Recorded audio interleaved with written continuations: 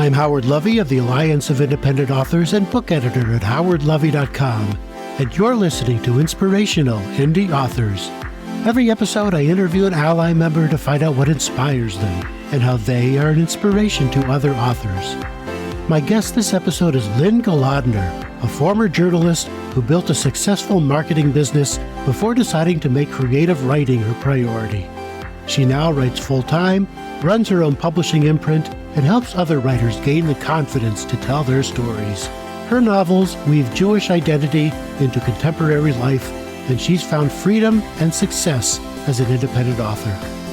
I'll let Lynne Golodner tell her story.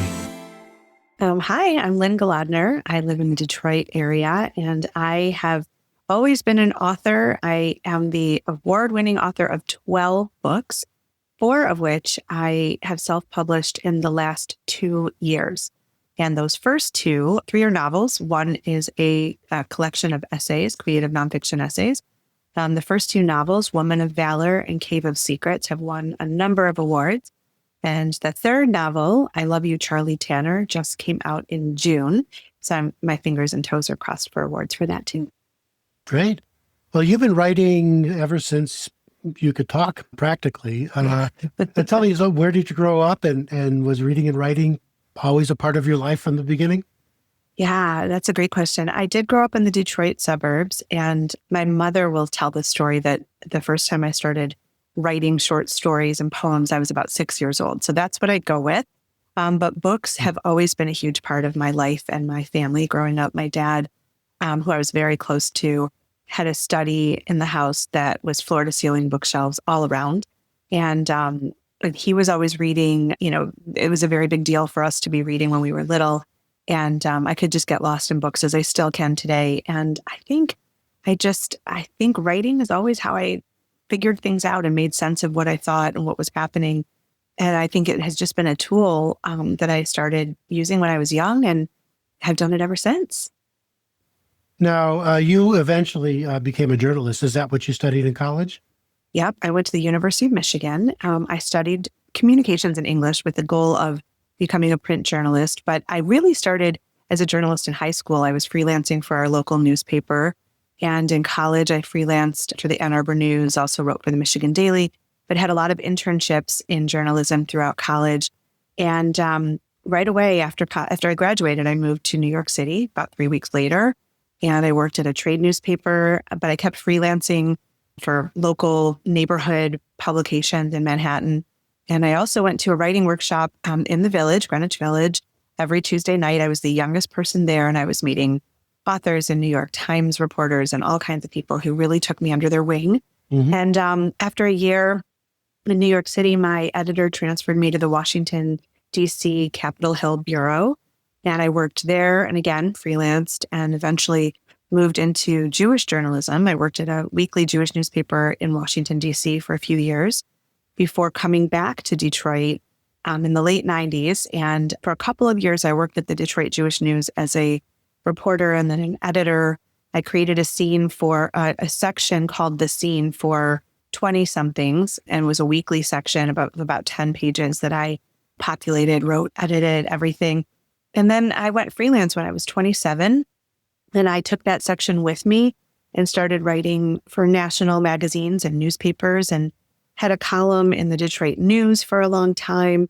And I was a freelance journalist for about 10 years and wrote books on the side when I did all of this. But journalism was really how I made my living until about 2007, when I pivoted to marketing and PR.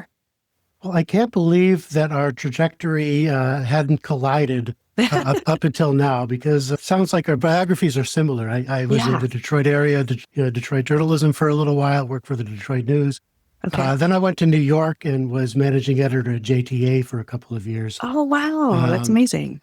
So, and then came back, and I've also done work for the Detroit Jewish News. I think I might have just missed you at the Detroit News. I was there from 95 to 99.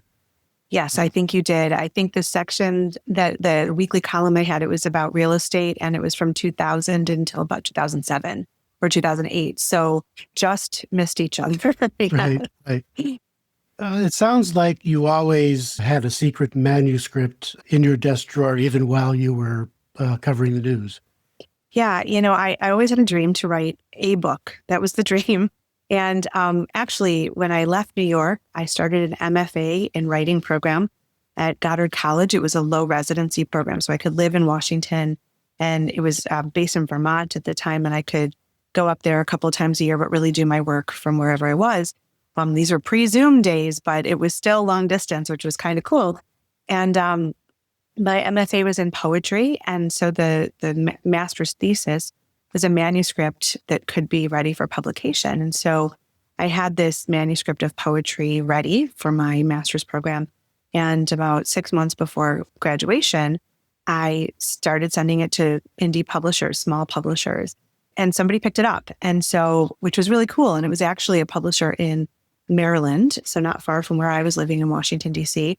Really sweet guy who basically was like publishing one-off books. And we worked closely together on this book, and I'm really proud of it.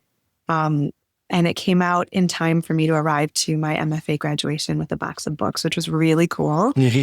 And so it's sort of my first 8 books, I would say, sort of happened like that. Like I wrote a second book of poetry, and I had a friend who had a small press, and I said, would you be interested? And he said, sure. And he published it. And then I had 6 nonfiction books that really grew out of my journalism. I was so curious about things that I think deeper here, or about my life and things I was curious about. And so I used my journalistic skills to do research and reporting and investigate, and then find a publisher that would be a fit. So like, for example, I spent 10 years in the Orthodox Jewish community, and I was so curious about the practice of women covering their hair upon marriage. And there was nothing about it. I couldn't find any books. And there were tons of books about keeping kosher and all kinds of things, but there was nothing about hair covering for women.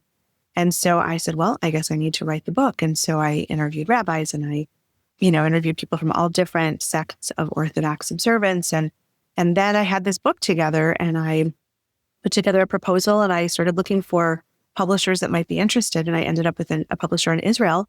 I got a small, teeny little advance, but it was, quite a win.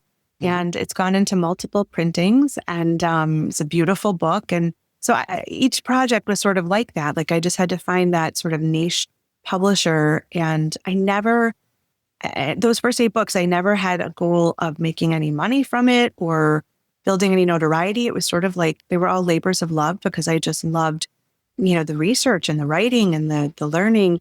And it was such a thrill when somebody wanted to take a chance on one of my books. But Right. I didn't know anything about, building an author career or making money from writing books, or, and I certainly wasn't making any money from writing books. So those were the first 8. It wasn't a get rich quick scheme, right? No. Yeah. So how did you find, I'm curious personally also, how did you find the transition, or was there much of a transition between a kind of a journalistic way of telling a story and telling it sort of in long form in a book? Was there any kind of adjustment you had to make? I mean, I didn't really, because when I would write big magazine articles, I would sort of map them out and outline them and take all of my notes and, print them out and highlight and then compile the story. And so I sort of did the same thing with nonfiction books, because, I was interviewing and I had the material in front of me. And when I speak about my books now, I like to say, all I had, I think, the skill and maturity and patience for in those years was poetry or nonfiction, because they were short and I could gather information. But I always wanted to write fiction. And I think with writing a book, like a nonfiction book, as opposed to a collection of poems, I obviously needed more patience. But I still had all the material. I'd collected it all. I had a sense of the story. And so it was kind of like putting it together. For me, it was more reported than anything. But, I've been trying to write fiction since, forever. But my first novel that I wrote was in the year 2000, and it's still in the drawer somewhere gathering dust. And I spent like 9 months writing that first draft, and then sent it to 5 friends who were writers for feedback, and put it back in the drawer after I got their feedback. And so I've been trying to write fiction for a long time. And my first novel came out in 2023.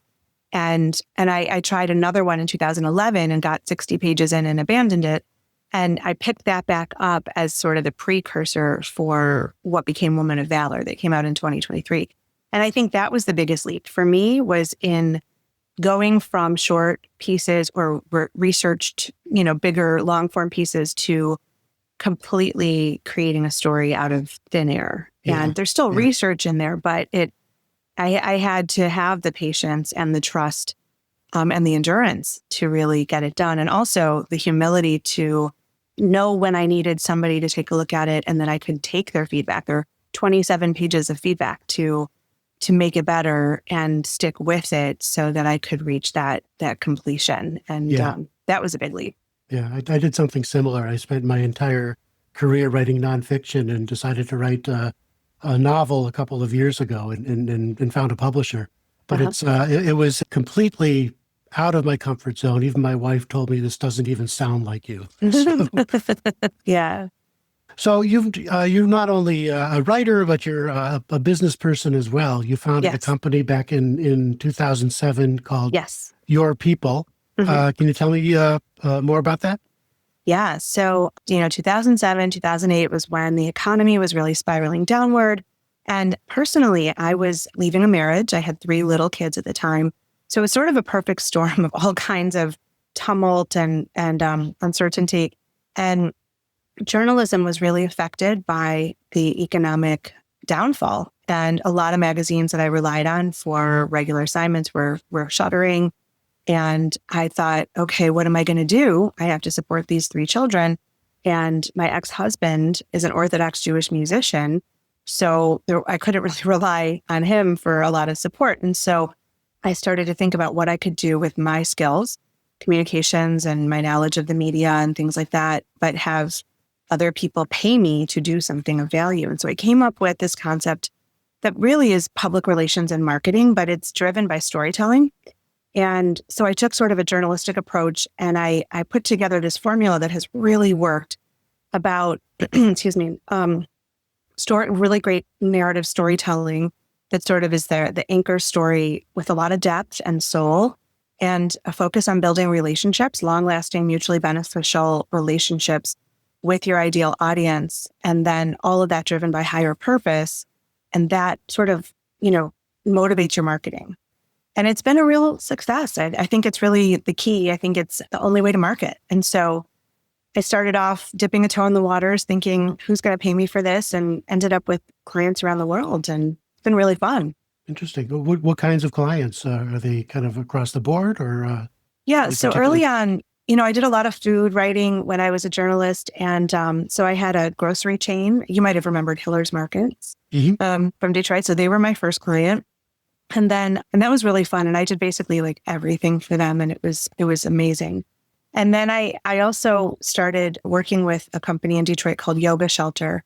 And I was really just curious. And I'm like, what makes this tick? And so they came on as a client. And then I ended up building an expertise in yoga businesses. So for about 4 or 5 years, I had a lot of yoga clients all over the world, yoga instructors, businesses, yoga retreats, did blogging and photography for different yoga teachers who took retreats to India and to Bali and things like that. And then I transitioned into supporting nonprofits. And eventually, I also developed a specialty in education, but really out of the box education. So like Waldorf and Steiner schools and small universities that sort of had that same out of the box approach to higher education. And I did that for a long time as well. And it was just about 5 years ago that I shrank the business. I actually fired a lot of my clients because I wanted to pivot to focusing on writing novels and building my author brand. So I guess you could call it like a midlife crisis or something. But I kept just 2 clients that were good bread and butter income clients I really liked, that I loved working with. It was easy. And so that helped me to sort of pivot. And, I'd always taught writing since I did my MFA. And so I ramped up my writing teaching so that I could spend more of my time focusing on writing and the art of writing to support my desire to write books than on writing for marketing and things like that. So your midlife crisis is, instead of buying a sports car, you you decided to write some more. Yes, exactly. So what was kind of the moment when you said, okay, this is not really what I want to be doing? Yeah, I think it was just before the pandemic. And I think I felt, I sort of had this crisis of identity where I thought, I always say I'm a writer, but when I say that, I mean creative writer. And it's the last thing I do. I do it so occasionally and I don't take it seriously. And it's like, well, when am I, if I say that I'm that, when am I going to do that as my priority? And it was sort of a wake up call. And then of course, I think the pandemic actually helped because I was home and I could do more. I mean, I've always worked from home, but I could just focus on that creative energy. And so I started off by doing like an hour of writing before I did all the client work, before I made this real pivot. And when I finally had a serious talk with myself, I said, well, I'd like to get to the point where I don't have to wake up at 5 a.m. to write, and that my creative energy in the morning, which is my best time, is put into creative projects that are, passion projects. And then the client work can be in the afternoon. And so it took me about 2 years to like really complete that pivot and get to a point where what I love to do is the first thing I do in the day. Mm-hmm. And then what I need to do to afford my life or whatever comes after. Right. And yeah, it was definitely, I planned it out. I thought it through, and I knew it would be step by step. And it was really, really great when I finally one day was like, oh my gosh, I'm there. I mean, that's so great. That's great. That's exactly what I want to do when I grow up. There's my editing work that I need to make money because I have 2 kids in college. Yep. And then there's my creative work, which doesn't make me any money, but is more fun. So, yes. Yeah. But you couldn't help yourself. You also created a business out of that. You created an imprint focused on women over 40.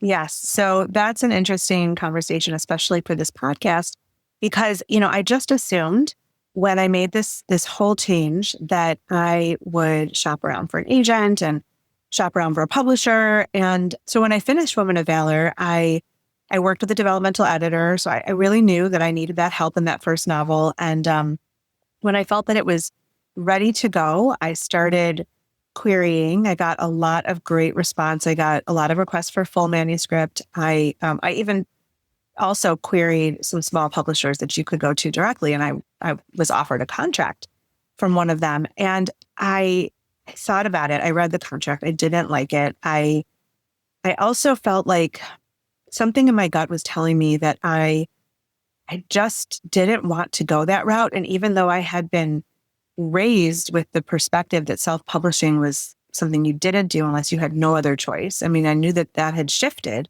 and that it's an incredibly valid decision and it's so much more professional nowadays. And I knew that I could do it and I wanted to do it my own way. I knew that I would have checks and balances. I would have editors. I would have cover designers. I would have, people who could see it with new eyes, and it wouldn't just be me. But because my author brand really focuses a lot on threading Jewish identity through the stories, I didn't want anybody to tell me to water down the Jewish so that the book would sell. Mm-hmm. And that was sort of my main reason for creating Scotia Road Books. But also I wanted to write a book a year, and the publishing industry doesn't move that quickly. Yeah. And so I felt like I was getting a late start, although I know so many authors don't even publish a book till after 50. But I felt like I have catching up to do, and I don't want to be slowed down by other business goals, other people. And I think the last part of it too was that I'm so awake to the idea that authors, no matter how they publish, have to really, put a lot of effort into their own marketing. And since I already have a company and I have those skills, I thought, why would I go through gatekeepers to make them money and still have to do my own marketing? And, I just thought, yes, for validation, I guess, but that all those reasons led me to say, I'm going to create my own imprint for my books, but also to provide it as a service for anybody else who might really want that help and doesn't want to do it themselves. It's not my priority business, but it's there if somebody wants to make use of it. Well, as we both know, those past couple of years have been an eye-opener for many Jewish authors. Yes. As we've been having, been marginalized by the mainstream literary community.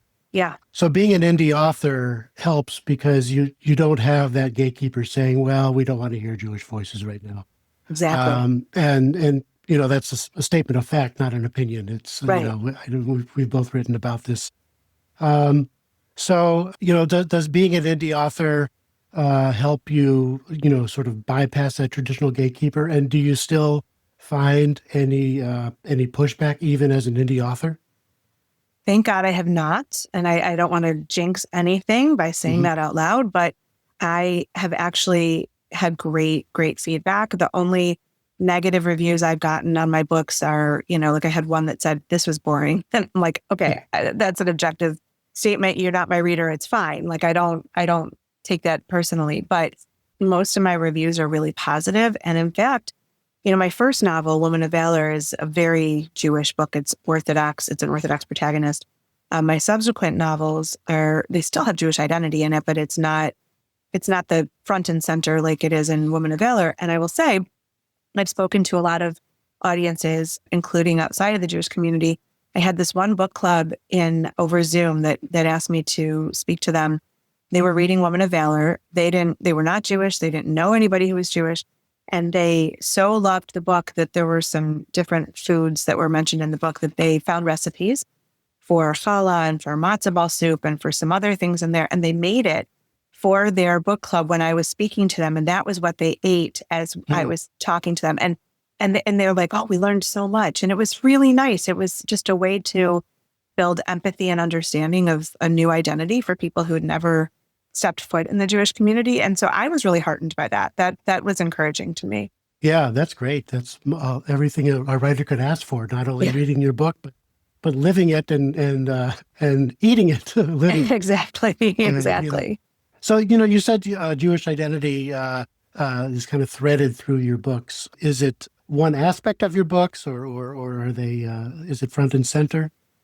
It is front and center. Strong, proud Jewish identity is a theme that is important to me in every book. And so, Woman of Valor, it's a young woman who chooses to become Orthodox and is married and has kids, and one of her kids is abused at school. And this is her adopted community, and she has to obviously support her child and protect him while incurring responses and blowback from the community. And so what will she end up doing? The Cave of Secrets, my second novel, takes place in Scotland. There's also a Michigan connection in every one of my books. So in Woman of Valor, the protagonist is originally from the Detroit area, but she lives in Chicago and Skokie. In Cave of Secrets, there's an Ann Arbor home base for one of the protagonists. And then she goes to Scotland on a fellowship, and she discovers some, aristocrats from the 1800s who one of them was secretly Jewish, and there's this whole lineage in the aristocracy that was hidden, and she wants to out it, and she falls in love with a descendant of that. And so it's a whole big upheaval of like, we're not who we thought we were. And then in I Love You, Charlie Tanner, it's probably the least amount. There's actually Traverse City angle. That's where the protagonist is from. And That's my hometown, by the way, for those who don't know. Exactly. And so she ends up in a cult in Cape Breton for 20 years. And when she leaves it and resettles in Vermont, she falls in love with a widowed rabbi, and has to sort of, she's like, well, I guess my family is Jewish, but we never did anything growing up. And so she sort of has to confront it and make a decision at midlife. Like, do I want this identity, and what do I want it to mean to me? So it's a theme that comes in after she meets him, but it's in the background, really. So, and my next book, which is in process, it's very front and center. Anti-Semitism is actually a big theme through it. So, but identity as well. So, I guess I'm just writing the times.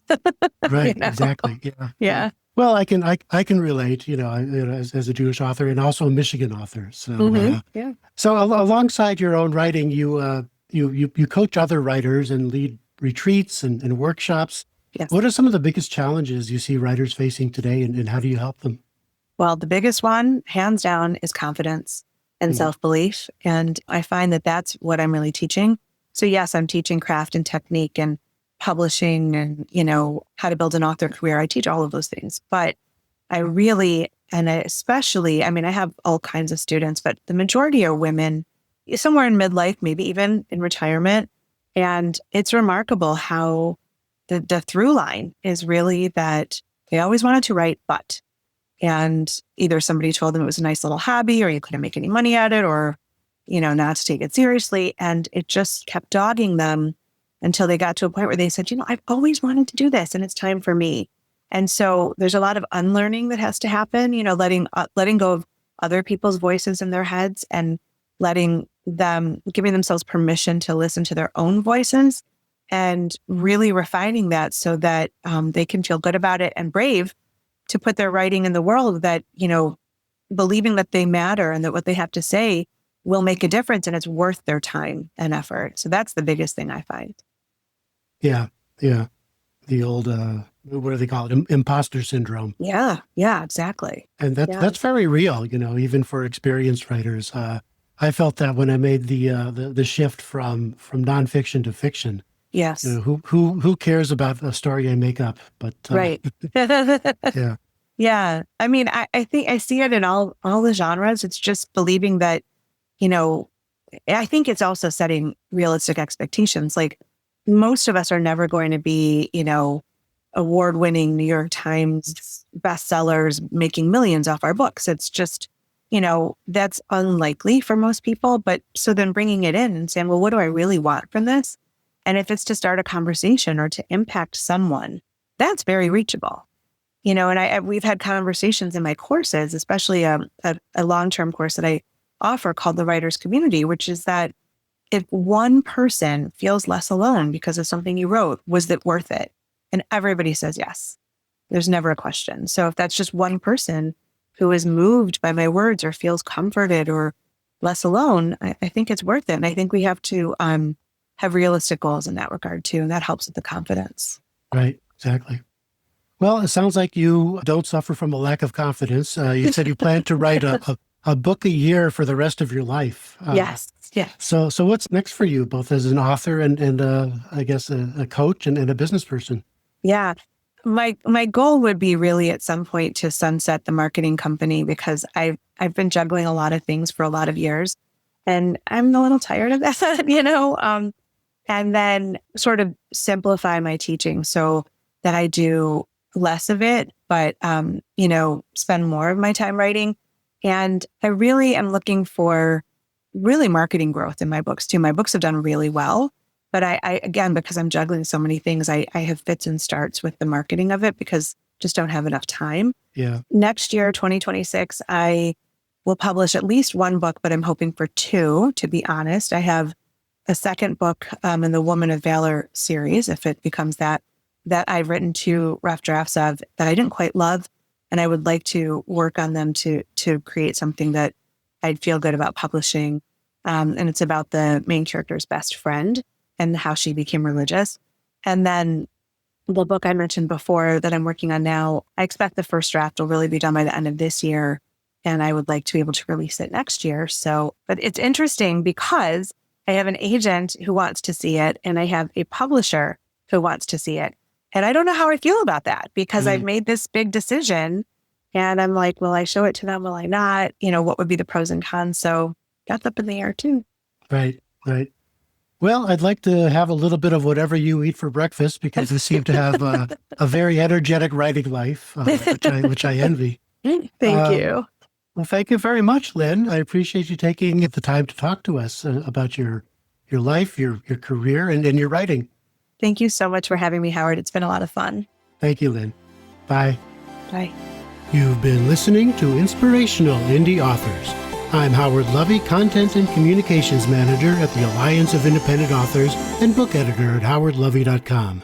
If you are a member of Ally and would like to be considered for the show, please write to me at howard@allianceindependentauthors.org and tell me what inspires you and how you can inspire other authors. As always, find more author advice, tips, and tools at our Self-Publishing Advice Center, selfpublishingadvice.org. And if you haven't already, we invite you to join our organization and become a self-publishing ally. You can do that at allianceindependentauthors.org.